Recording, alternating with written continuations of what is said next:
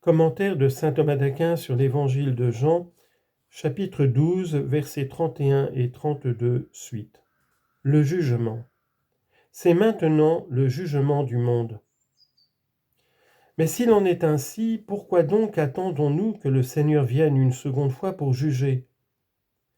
Il faut répondre qu'il est déjà venu pour juger selon un jugement de discernement, par lequel il devait discerner les siens de ceux qui n'étaient pas à lui. Citation. C'est pour un jugement que je suis venu dans ce monde. Jean chapitre 9, verset 39. Et de ce jugement il dit, c'est maintenant le jugement du monde. Mais il va venir pour juger selon un jugement de condamnation pour lequel il n'était pas venu la première fois. Citation. Dieu n'a pas envoyé son Fils dans le monde pour juger le monde, mais pour que le monde soit sauvé par lui. Jean chapitre 3, verset 17. Ou bien il faut dire que le jugement est double, l'un par lequel le monde est condamné, et qui n'est pas celui dont il est question ici, l'autre par lequel le jugement est rendu en faveur du monde, dans la mesure où le monde est libéré de l'esclavage du diable. On doit entendre de cette manière ce verset du psaume, « Juge, Seigneur, ceux qui me nuisent ». Psaume 34, verset 1. Et les deux reviennent au même, parce que, par ce jugement en faveur du monde, le diable étant chassé, les bons sont discernés des mauvais. L'effet du jugement. L'effet du jugement est l'expulsion du diable. Maintenant, le prince de ce monde va être jeté dehors par la puissance de la passion du Christ. Ainsi, sa passion est-elle sa glorification, comme si par là il expliquait ce qu'il dit, et de nouveau je le glorifierai, dans la mesure où le prince de ce monde va être jeté dehors. Comme si c'était par sa passion qu'il remportait la victoire sur le démon. Citation. Le Fils de Dieu est venu dans ce monde pour détruire les œuvres du diable. Première lettre de Jean, chapitre 3, verset 8. Mais à ce sujet s'élèvent trois objections. Premièrement, du fait qu'il dit que le diable est le prince de ce monde. C'est à partir de là que les manichéens disent qu'il est le créateur et le seigneur de toutes les réalités visibles. La réponse est que le diable est appelé le prince de ce monde, non pas par un pouvoir naturel, mais par usurpation, en tant que les hommes de ce monde, par mépris du vrai Dieu, se sont soumis à lui. Citation. Le Dieu de ce monde a aveuglé l'esprit des infidèles. 2 Corinthiens chapitre 4, verset 4. Il est donc le prince de ce monde dans la mesure où il règne sur les hommes de ce monde, comme le dit saint Augustin, qui se sont répandus sur toute la surface de la terre. Car le terme « monde » est tantôt pris dans un mauvais sens à l'égard des hommes, qui aiment le monde. Citation, « Le monde ne l'a pas connu ». Jean chapitre 1, verset 10. Tantôt dans un bon sens à l'égard des hommes bons qui vivent dans le monde, de telle manière que leur séjour soit cependant dans les cieux. Citation, « C'était Dieu en effet qui dans le Christ se réconciliait le monde ». 2 Corinthiens chapitre 5 verset 19.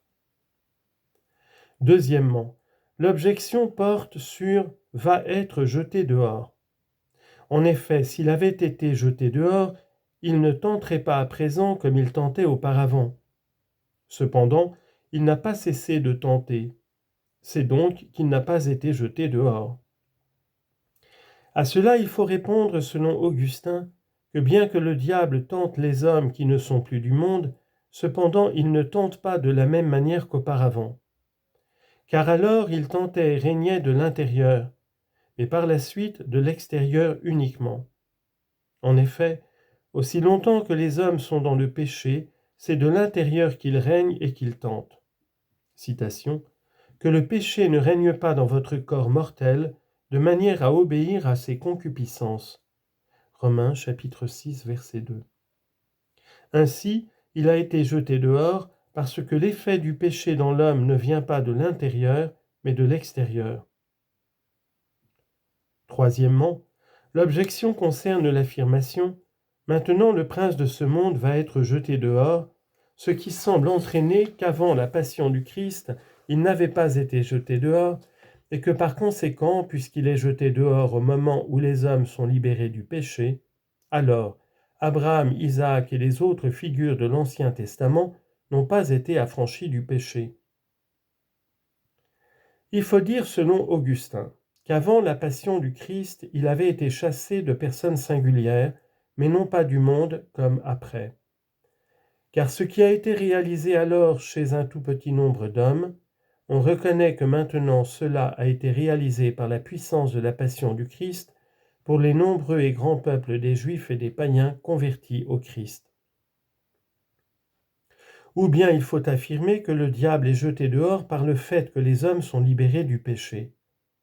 Cependant, avant la passion du Christ, les hommes justes avaient été affranchis du péché, mais pas totalement, puisqu'ils étaient encore empêchés d'être introduits dans le royaume. Quant à cela, le diable avait encore sur eux un droit, mais qui lui fut totalement enlevé par la passion du Christ, au moment où le glaive flamboyant a été enlevé. Confère Genèse chapitre 3 verset 24.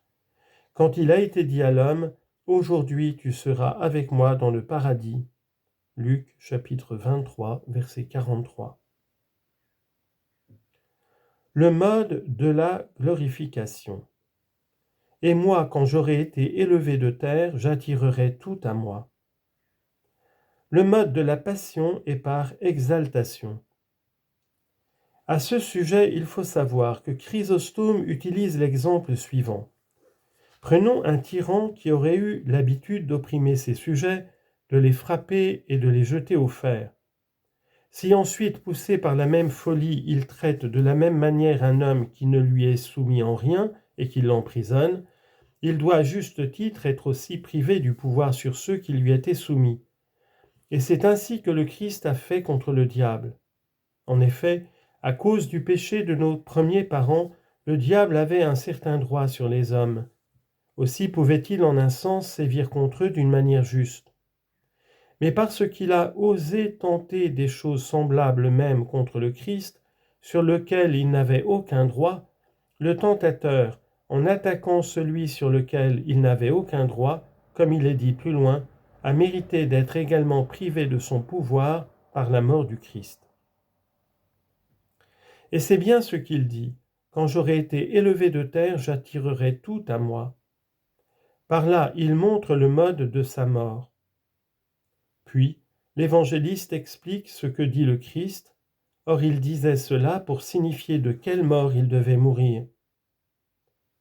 Le mode de sa mort est par l'exaltation sur le bois de la croix. Il a donc bien en cela désigné de quelle mort il devait mourir.